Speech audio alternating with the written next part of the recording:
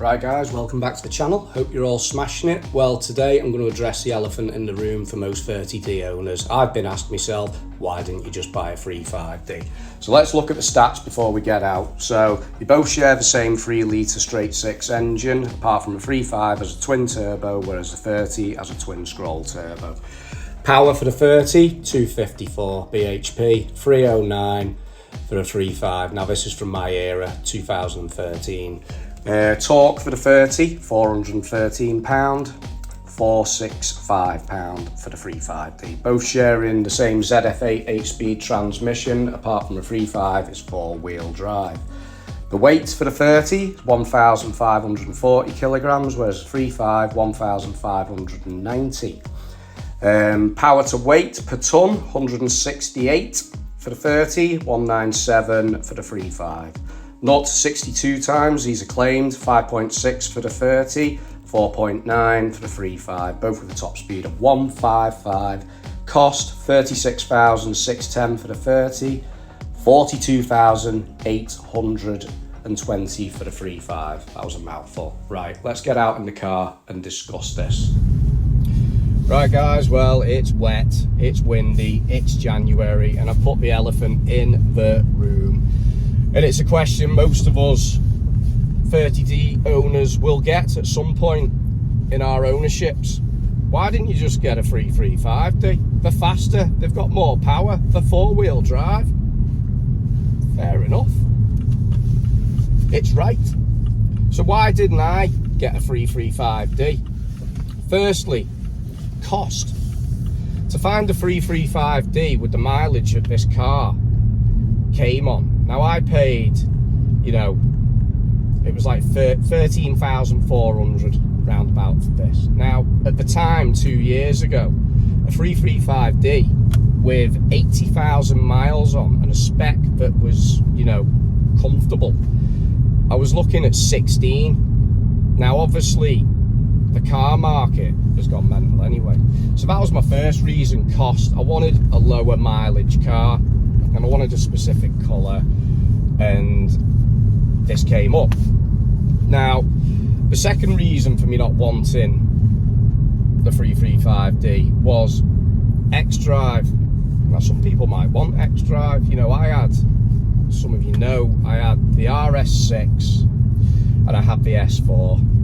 Both V8s, 4-wheel drive, and they were fantastic. All weathers, fantastic. That RS6 was mental. You could overtake people in the snow. It was crazy. But they were so boring in everyday life. And prior to that, I had the M3, the 46, which was so much fun, rear wheel drive. Yes, you had to respect it. Kind of like this now, the 30D. In certain conditions, I dread going out in it. It's got that much torque going through the back wheels. It will light up the back tyres and struggle getting traction all the way to, you know, 65, 70 mile an hour, you know. But 9 times out of 10, I prefer the drive in this. There's no understeer. Now, a guy in work, this is my next reason, he had a 335D F30, red one. Pretty much same spec as this, and when we parked next to each other in the car park and we're just chatting, and I glanced back at his car and my car, I'm thinking, mine sits so much better than yours, and there's like gaps like that in the arches. Now you read into it, then obviously it hasn't got the M Sport suspension. People say they don't handle as well, the understeer, because of the X-Drive. I don't like understeer. Now, you can fix that if you go for the adaptive suspension package, but I think, you know, and I think we do like Snitzer springs for them that make them sit a bit better.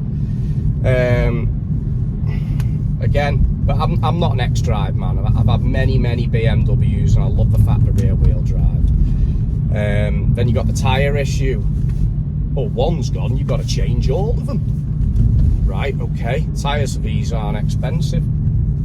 Now, I'm not justifying or trying to say that a 335D is rubbish, because they are an absolutely fantastic beast of a car and mapped. You know, they're going to keep up with a hell of a lot of cars. So But then a mapped 30D, this one, I can keep up with some cars if I want to. This car's fantastic with the fuel return as well. You know, this is basically mapped. It is the same power as a standard 335D. So it's kind of that old question that Porsche owners used to have, isn't it? They bought a Boxster, poor man's Porsche. Why don't you just get a 911? Boxsters are still fantastic in their own right. So it's one of them. Do I regret getting the 30? Not really. I think it's a great car, and I think most owners that have had them for a period of time think they're fantastic cars.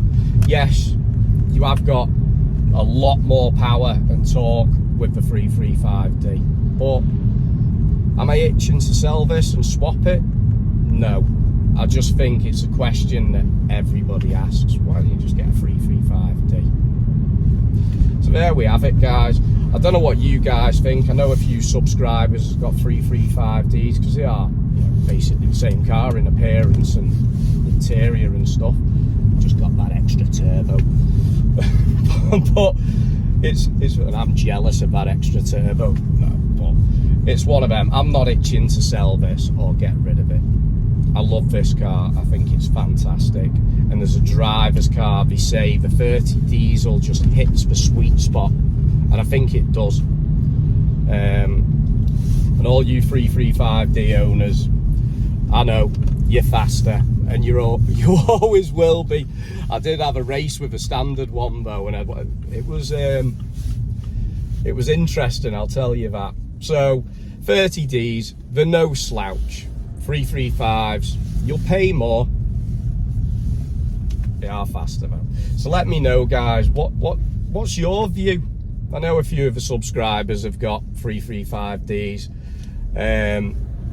Do you regret buying your 30?